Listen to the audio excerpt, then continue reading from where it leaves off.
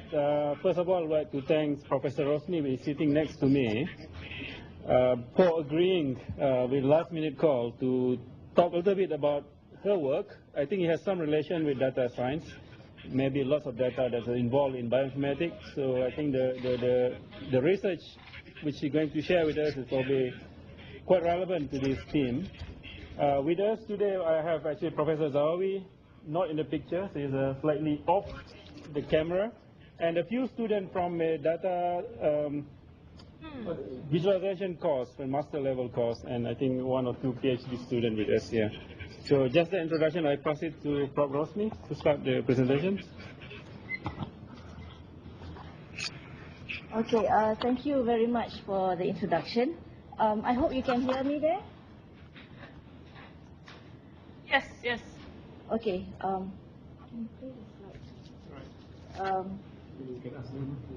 Can we play the slideshow as a slideshow? Oh, from here. Okay. Sorry.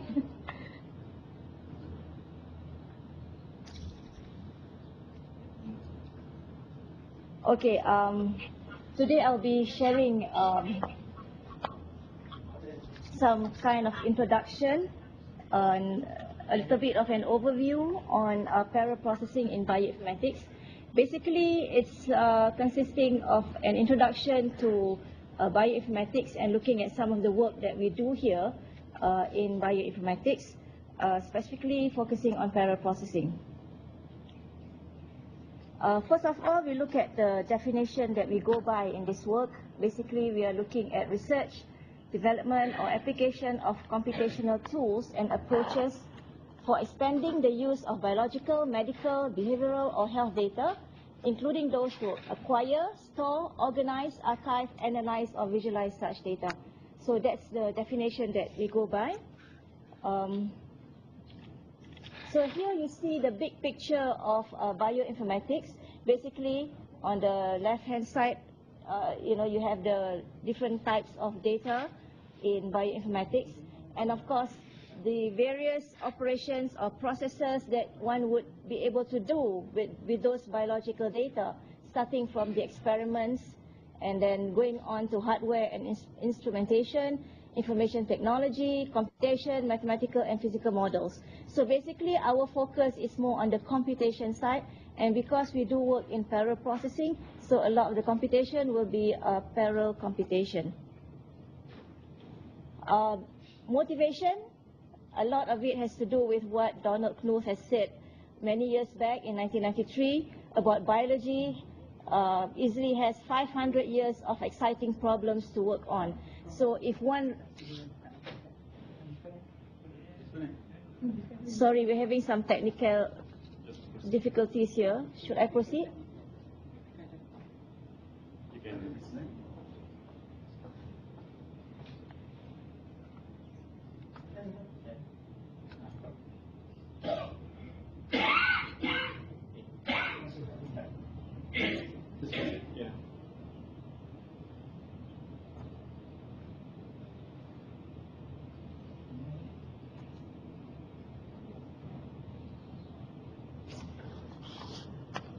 Okay, sorry for that. It's also my first time doing this presentation this way. Normally we get to see the audience in front of us, and it's a whole different environment now. So basically, the motivation here is what Donald Knuth has mentioned about biology having about 500 years of existing problems that we can work on.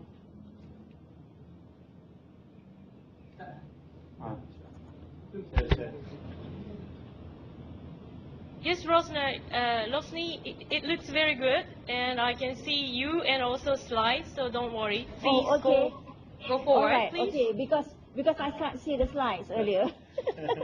I couldn't see the slides on my end. Okay, the biological data that we deal with in our research. Of course, in the earlier slide, you would have seen a lot more data there, right? A lot more data listed here, but what we work on really, no, I can't control the,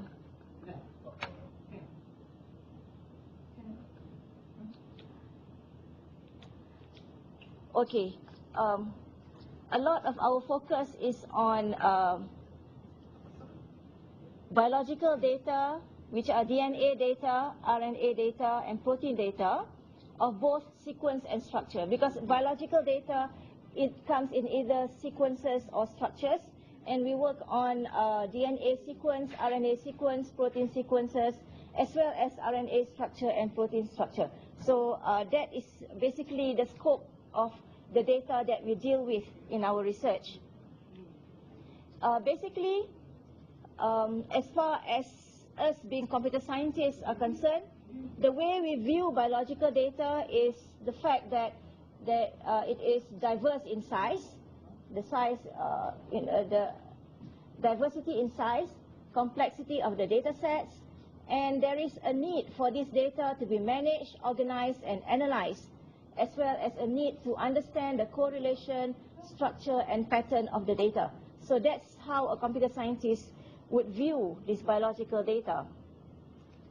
And as far as parallel architecture is concerned, if we look at parallel architecture, we have what is called the single instruction multiple data architecture, multiple instruction, multiple data, and within the category of multiple instruction, multiple data, we have shared memory, distributed memory, shared distributed memory, and we will see today that there is a lot more architecture, parallel architecture or parallel machines that have now become commodity or affordable by the researchers, as opposed to what we saw in the past decade, where supercomputers only exist within organizations, big organizations, but today we have them even at our desktops or as our handtops. Yeah? So we have the parallel architecture. Now, how would we view biological data from the parallel processing perspective? Earlier, we looked at biological data from the computer scientist perspective. Narrowing down further to the parallel processing perspective, we see that now the biological data that's around is really huge. And according to Scott Kahn here, in his article, he mentioned that the sequence databases now contain... Yes? Professor Rosny, sorry, we are still seeing the biological data that we deal with. Oh, sorry. Yeah, it's still page 5 in our end. Where are we? We already gone to page 8. Oh, okay, page 8. Sorry. I will... Sorry. Okay, we're trying to fix this.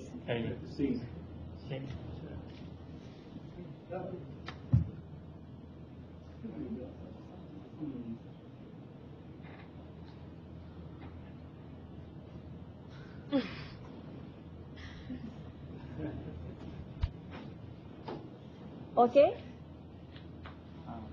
All right. We are now on page, on biological data. Somehow it's still page 5. Is it? Oh yeah, that's the one that they Oh, I see. That's the one that they're looking at. Okay, sorry. Okay, so should we send from our side, or what do you want?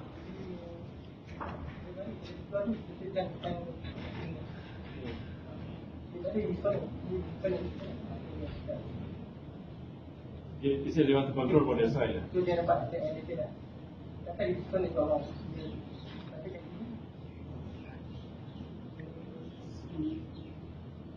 Sorry about the problem, but It's okay.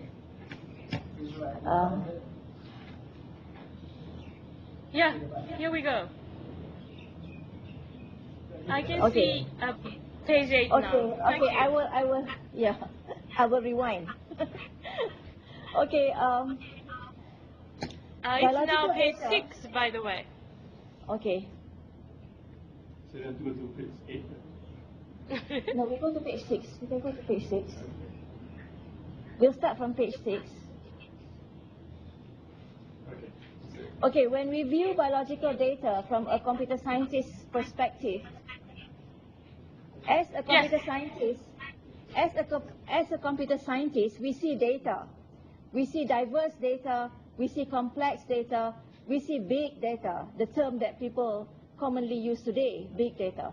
And there is a need for this data to be managed, organized, and analyzed. And the role of the computer scientist is to develop the tools and the systems that will facilitate this data management, data organization, and data analysis, and also to help understand the correlation, structure, and pattern of the data. So that's how a computer scientist views this biological data. Narrowing down further, can we go to the next slide? Oh, you mean I can't touch this, is it? Okay. So narrowing down further, we should be seeing the parallel architecture. It's the next slide on parallel architecture. So this slide is just to show that there is now a vast variety of parallel architecture, and as we know, parallel computing is now gaining dominance, gaining importance, and is very significant in this big data revolution, or rather the big data era. So a lot of this data, which requires heavy processing and takes a long time to process, will benefit from the parallel architecture on which we can do parallel processing. Next. So this is supported by what Scott Kahn has written in his piece of publication on the future of genomic data, where he talked about sequence databases now contain lots of data, so too much for the scientists to be able to handle. And he foresees that in the future the scenario will be even worse, because then because of the decreasing cost per genome. Then, oh, you're not moving to the next slide yet. Sorry.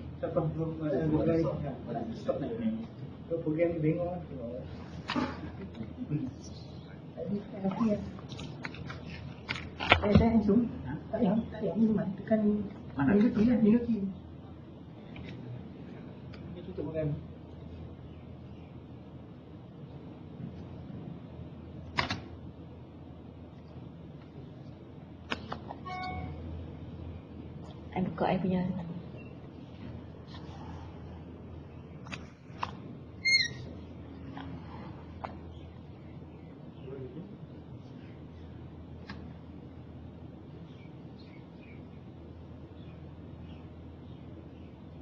Can they control on their side? I just say next. That's possible. Do you want to try? Oh, you heard me. I thought I was whispering. Sorry. We are so close. Okay. Yeah, can you help control? I think it's better. Okay, well, let me try. I have to stop after each slide, and the continuity is a bit difficult here. Yeah, I can look at my own slides. It's okay. Okay, so we are in the page, biological data parallel processing perspective page. Yes. Okay, And I was saying earlier that where parallel processing is concerned, there need to be lots of data for parallel processing to be effective, right? And this biological data scenario, which is growing in size, is exactly the right thing to adopt parallel processing. And we see here, even in this publication has mentioned that the decreasing cost per genome makes larger and larger projects feasible, right? And also the last point there, sequencing platforms will produce more and longer reads at a growing rate, which means the sequencing platforms are now getting more sophisticated, more advanced, that they can produce much more data at a faster rate, much faster than the human can actually handle to analyze everything manually. So of course they require computing, but computing alone is not enough. There need to be advanced kind of computing, and of course for this we are proposing parallel processing. Next, please. Okay, Okay, so go ahead. here, these are just some references to support the fact that biological data is growing at exponential rate. So this is an example from the GenBank, which keeps DNA data, so that the reference is provided there.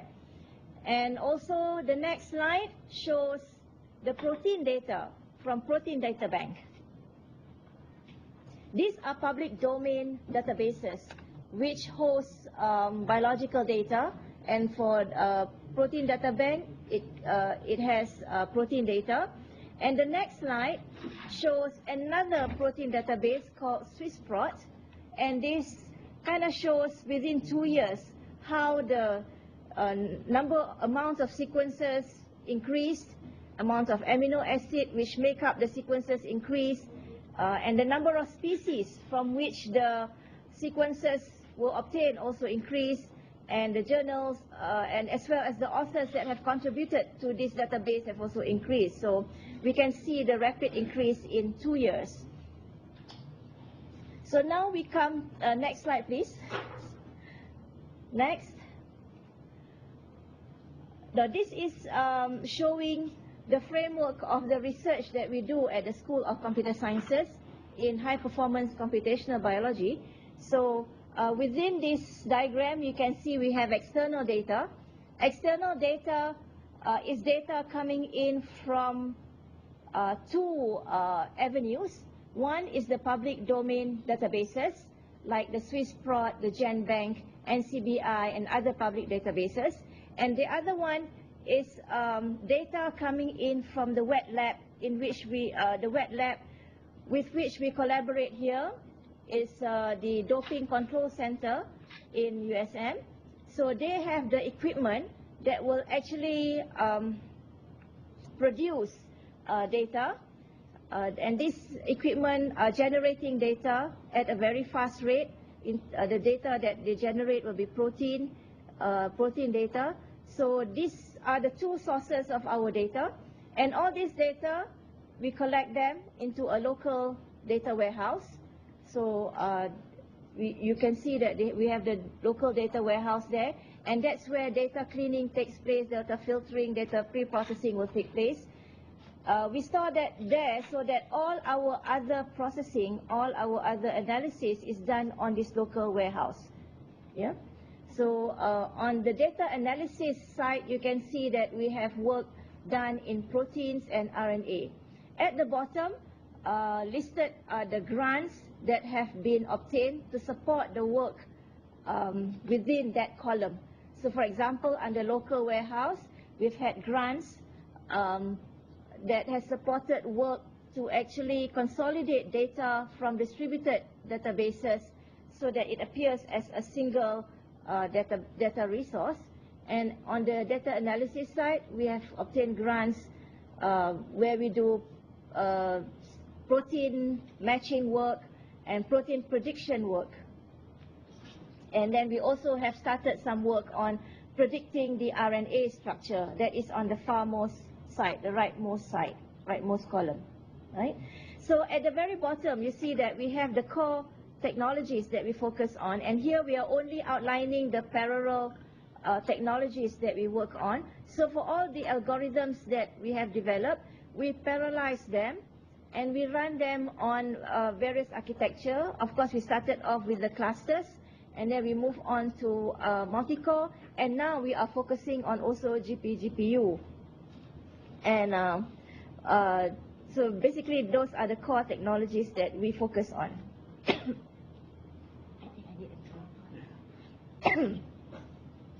Okay, and in terms of biological data, what do we, the research that we focus on in terms of biological data is that we look at the data representation as well as the data analysis. Excuse me for a while, I think I need to take a drink.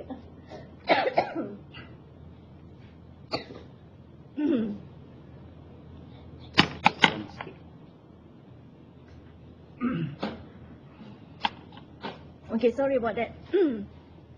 So with this biological data, it can either be a sequence or a structure, and with the sequence or structure, we focus on data representation and data analysis. Here is another, next slide please. Yes, we are on our focus stage. Next please. So because the next slide will actually bring to another level, we'll zoom the earlier slide to another level, where this is the biological data analysis part. So we have the genomic and the proteomic databases, the DNA, RNA, and protein, and they are either structure, secondary structure, tertiary structure, or sequences. And we have the various processes that we do on those data. Either we want to do comparison, prediction, simulation, and the various techniques that we use, and the various algorithms that we base our work on. And so in terms of biological data, we work on DNA, RNA, protein, and the processes. We have comparison, prediction, simulation, and of course, some of these algorithms, we will parallelize them. And the parallel processing architecture that we work on is listed at the very bottom, right? So we have the shared memory, distributed memory, or shared distributed memory, the GPU. FPGA is not, we were trying to work on that, but never didn't quite succeed there, but we have listed it in our framework there. So this basically is an overview, or like a big plan of the work that we do here within the group. Next, please. Okay, so here are some of the completed grants. So just listing down the grants that we have obtained in terms of data representation work and organization. So this will give you some kind of idea of the kind of work that has been done. So if there's any way that we can have some collaboration, you can use this as a guide. And we have also graduated students who have done their master's or PhD in the work regarding data representation and organization. And next, so that's the grants. These are the postgraduates. Next. Okay, these are completed grants in data analysis. So there's a lot more grants in the data analysis part. And next slide, next please. Next shows the students graduated in the data analysis area, yes. Right, so hopefully that, from the list of students and grants, you can have an idea of the kind of work that has been done, because it's not possible to talk about everything in a short time. Next, please. Next, ongoing research. Okay, these are some of our ongoing research grants. So from here, you can see that the first grant focuses more on GPU work, GPU, general purpose graphical processing unit. And the second work actually is a collaboration between computer science and the School of Health Sciences, trying to work into the area of brain science. Oops, putus. Okay.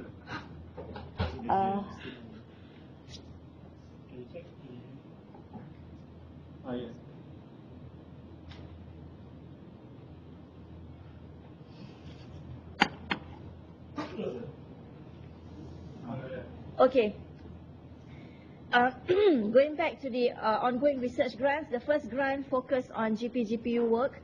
The second grant is a collaboration with the School of Health Sciences, because we also here have a strong team in the medical and the health campus. And we are now establishing a collaboration with them and working on joint projects. And this is the first start, at least for our group here, for my group here. And the third one is starting work on chem informatics. And the final one is work on bioinformatics, but looking at data of a different kind, data coming from the mass spectrometer. Because data coming from the mass spectrometer is slightly different, so we are trying to start work in that particular area. So that's the ongoing research grants.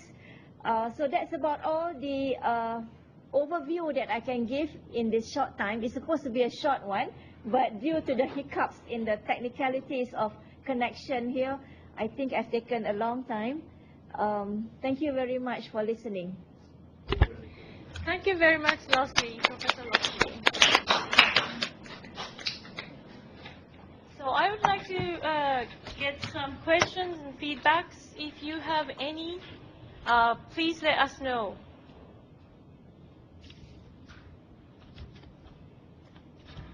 SFC campus, SFC, Professor Uehara, do you have any comments, questions? Yeah, thank you very much for the presentation. So, well, yeah, I don't know about the biology, so it's difficult to make a question. However, so are you a computer science student or a biological student? I am computer science, right Computer from the science. first So, yeah, okay, first so degree. okay, so what kind of the analysis are you doing?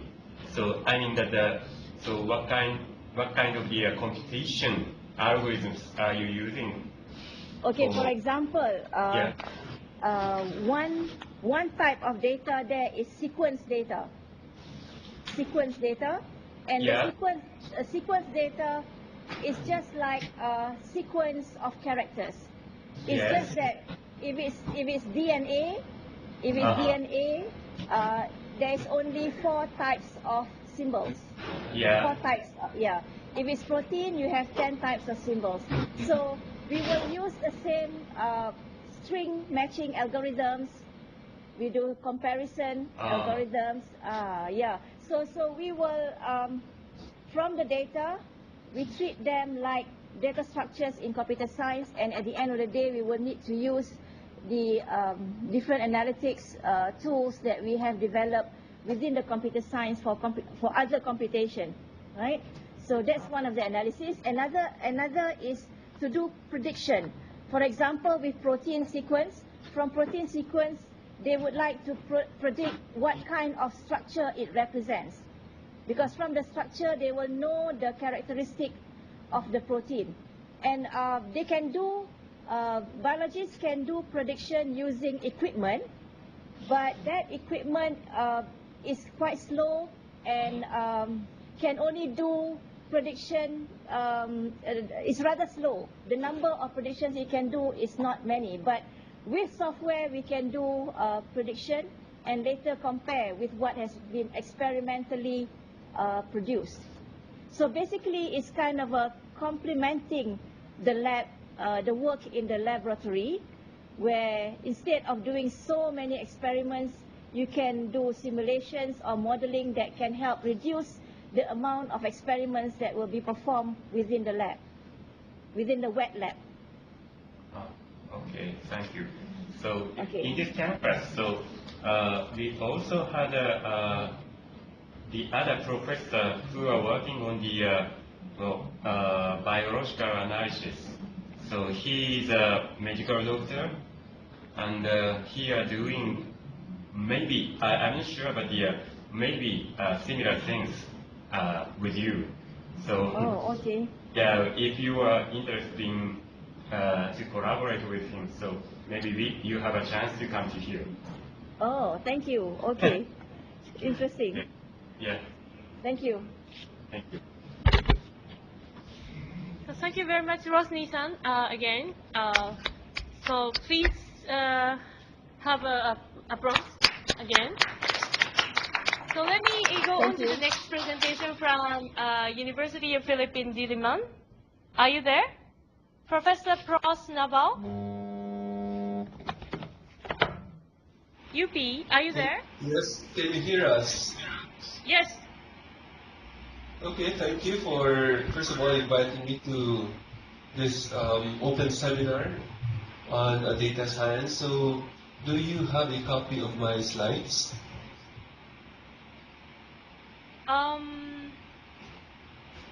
I actually sent just a few minutes before the start of the seminar a copy of the slides. So it would be nice if it could be flashed into the real-time system for the others to view.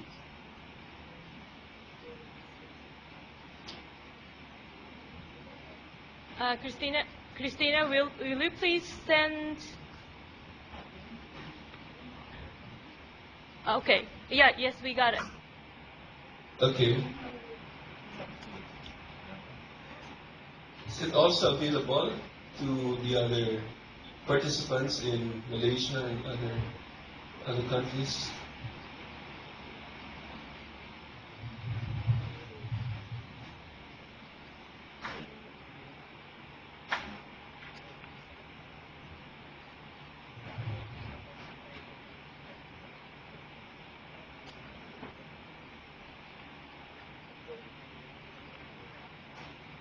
Just a moment, please.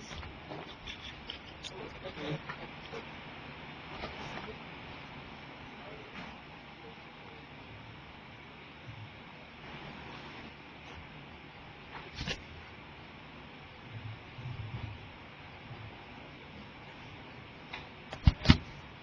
Do you see the slides now?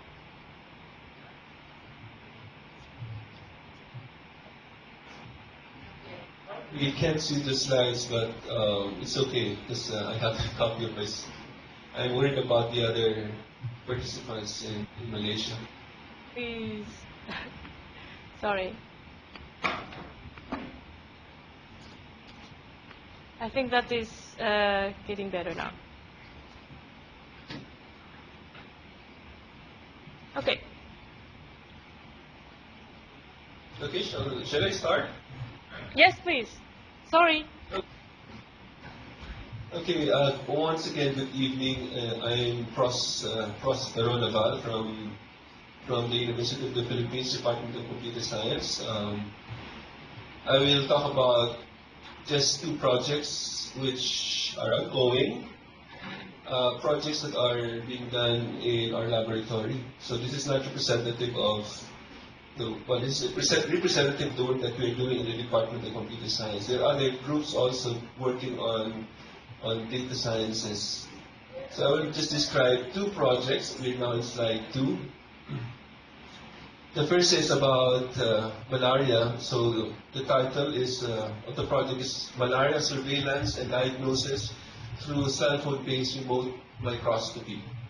And the other one is about environment this time. It's entitled Coral Identification Information System. So let's go to slide 3, page 3. So in the malaria project, our objective is the following. Well, if you look at the map of the Philippines, you will see that there are certain areas, those in red, where there are a lot of malaria cases. And ideally, we would want the provinces, all these places to be green, meaning malaria-free. So if you look at the second this figure here on the lower right, you'll see the number of microscopically confirmed cases and deaths for the Philippines for from year 2000 up to 2011. This is in the World Health Organization report for 2012. So we are improving. The number of cases is going down, and so is the number of deaths, fortunately. But however, we would like to eliminate malaria in all the different provinces of the Philippines. So our effort is just one of the many efforts to control, first of all, and to eventually eradicate malaria in our country. So we hope to do this using what we call remote microscopy, using cellular phones. So our objective is to create universal cell phone adapters and detection algorithms And part of that also would be to check if the users, the end users, are really using the gadgets, the devices that we are making. And then also develop technologies, mainly algorithms for malaria diagnosis, mapping, and detection of malaria outbreaks, so that appropriate measures could be taken by the health authorities. So in slide 4, we see the idea. This is the overall idea of our project. So we have a patient, a patient or a person who probably has malaria. We are not sure. So he goes to a clinic in one of the remote provinces, remote places in the provinces, in a certain province like Palawan. And a microscopist, a person who's skilled in reading microscopic slides, takes a blood smear, puts the right staining on the blood smear, and takes a image, or takes several pictures of the slides using an ordinary cell phone. So the emphasis here is that we are going to use cheap technologies because we're going to deploy this mass scale. We are not going to use sophisticated gadgets. We just want to use very simple, ordinary Android-based phones, cell phones, or not mobile phones. Then the images are sent to a central server which archives the images, and then also performs automatic analysis on the smears. So the algorithms will check for the presence of certain infections, malaria infections, and possibly identify the species that infected the person. And then a part of that would, of course, involve verification from health authorities in Manila, or in places where there are experts, mainly in Manila. Then, if there are outbreaks, then health authorities could be notified, so that possibly medicines could be given right away to those areas with a large number of malaria cases. So we go to slide 5. In slide 5, we have here on the left two images captured by the Android phone for submission to the server. So you have here, you can take as many as 50 slides and send these slides to the server per patient. And then since the phone has a capability of knowing the location through GPS, so you have on the right slide, figure, a screenshot of the phone, where the latitude and longitude, the name of the patient and his birthday and so on, other information which will be passed on to the server. So they're all there, and once the remote microscopist, we call that person, presses a key, then all the data would be sent to a server. So we go to slide 6. So in slide 6, this is what you see on the server end. So this could be seen anywhere in Manila, or in fact anywhere in the world, as long as you have remote, as long as you have internet access. So you could see the name of the patient. Well, actually it's anonymized, so you could see certain information about the patient and the diagnosis of the remote microscopist, as well as the slides that were sent to the server. So you could view and zoom into these slides and check if indeed the diagnosis is correct. And on the next slide, slide 7, you see here a summary of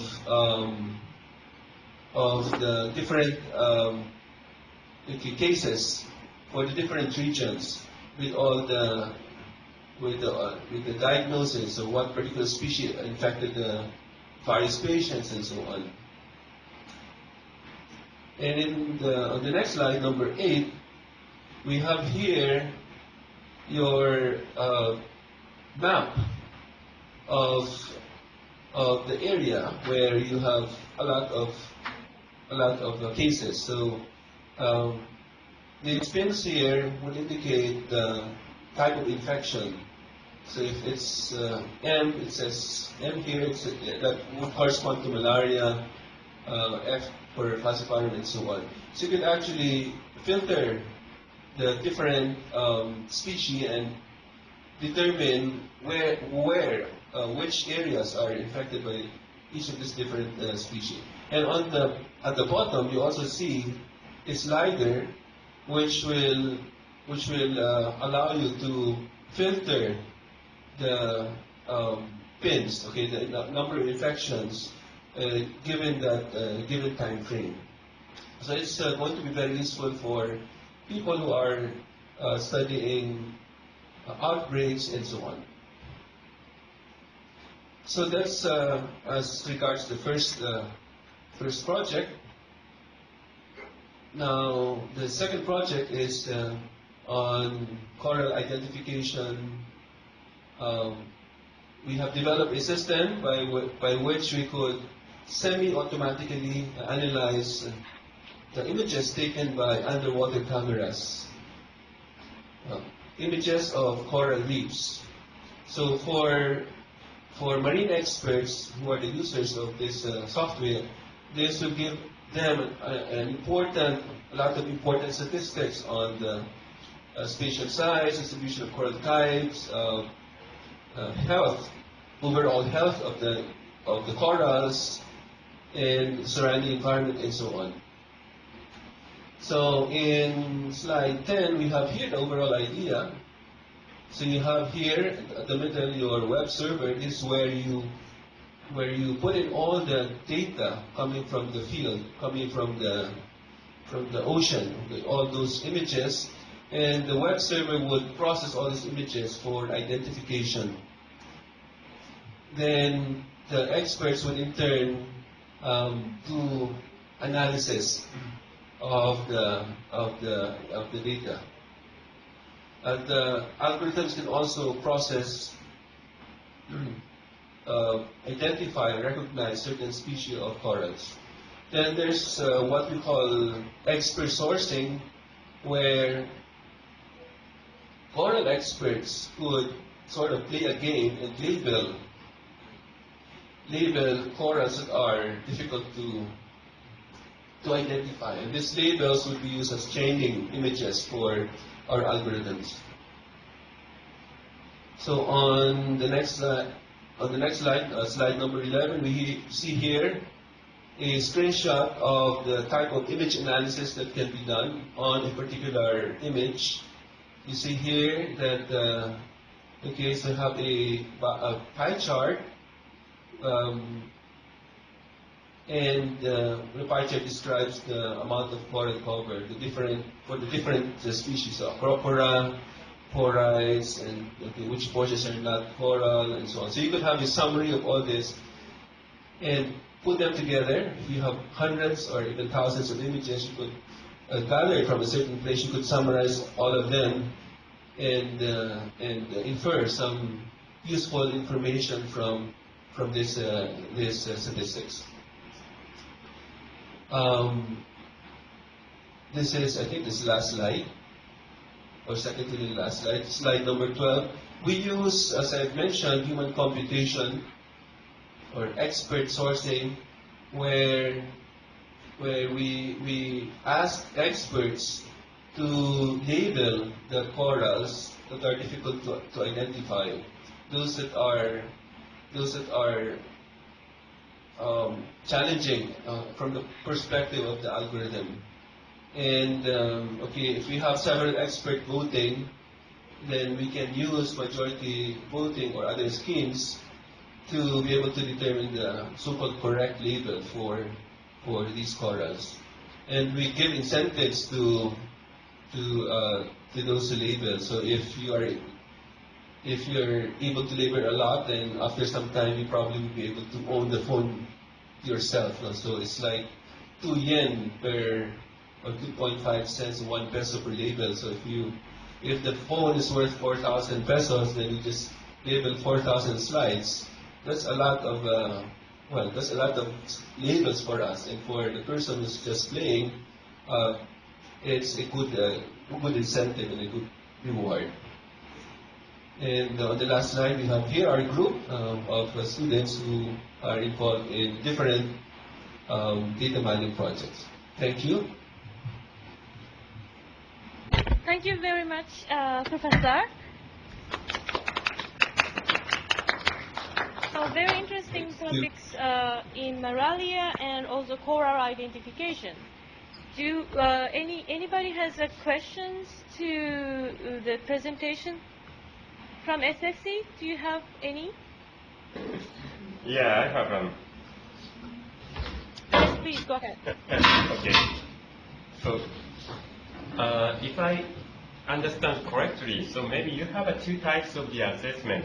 First one is computer-based assessment, and the second one is assessment by doctor, medical doctor, I mean. Am I correct? Okay, so this regards the malaria project, right? So the procedure is the following. There is an initial assessment done by the remote microscopist, because that is the procedure. And it is actually happening now, even without our system. So the remote microscopist is able to diagnose or diagnoses the patient, makes a diagnosis, and even gives medicine to the patient. Now, in that case, you might ask, what is the purpose of this system that we are doing? The answer to that is, well, not all of these microscopists are equally skilled. Some of them are very good, some of them are not that good. And we would like to determine who are the ones who are very good, who are experts, so that they can train the others. And those who are not so good, then they could either be asked to do something else, or we could retain them if they're still trainable. And then we also need the experts for labeling the data. So once we have gathered enough labels, then the algorithm can actually do the diagnosis on its own. So that's the overall idea. So we'll eventually phase out or put out of the loop the experts. So initially we will be involving the experts. That's why there's expert sourcing. But after some time, when we hit a good accuracy metric, then we can say that, okay, so the system is functioning just like an expert, so there's no need anymore for human experts in that case. Okay, thank you. And yeah, I think this is a very important and very interesting project. So I'm really happy to hear about this kind of projects. Thank you very much. Thank you. Thank you too. Thank you very much. Any other questions from any other sites, including streaming users?